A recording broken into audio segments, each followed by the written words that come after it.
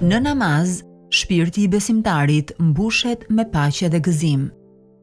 Përkundër pengesave dhe vështirësive që mund të ballafaqohet besimtari gjatë faljes së namazit, ato nuk mund t'i shkaktojnë ndonjë dëm, sepse Allahu e mbron robin e tij i cili i drejtohet, i përkulet dhe i bie në sejdë atij.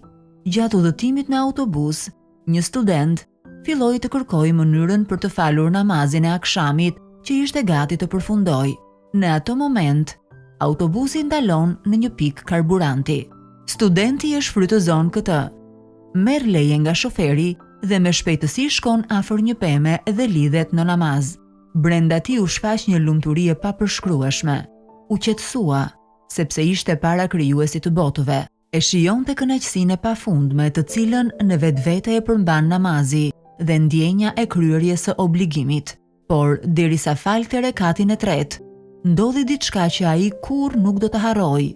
Duke lexuar Fatihan, në momentin kur duhej të shkonte në ruku, një qen doli nga shtëpia aty në afërsi dhe vraponte në drejtim të studentit.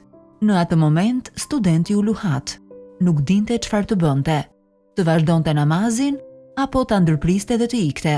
Duke mos e imagjinuar ndërprerjen e lidhjes me krijuesin e botëve, studenti vendosi të qëndrojë dhe ra në ruku. Dhe ndodhi çudia. Qeni u ndal, sikur ta kishte tërhequr dikush nga mbrapa. U ndal edhe së lehuri, dhe me një shikim të çuditshëm e përcillte studentin duke u falur. Dhe kur ai ra në sejdë, qeni u kthye dhe mori rrugën drejt shtëpisë. Krijuesi i qiejve dhe i tokës, mbrojtësi dhe mbikëqyrësi i çdo gjëje, e mbrojti të riun që i bënte sejdë nga rreziku i hapur. Kush përpiqet dhe sakrifikon për namaz, Allahu atij do t'ia lehtësoj dhe do ta mbrojë nga rreziku. Dhe ishte vetëm një nga mira shembuj të tillë.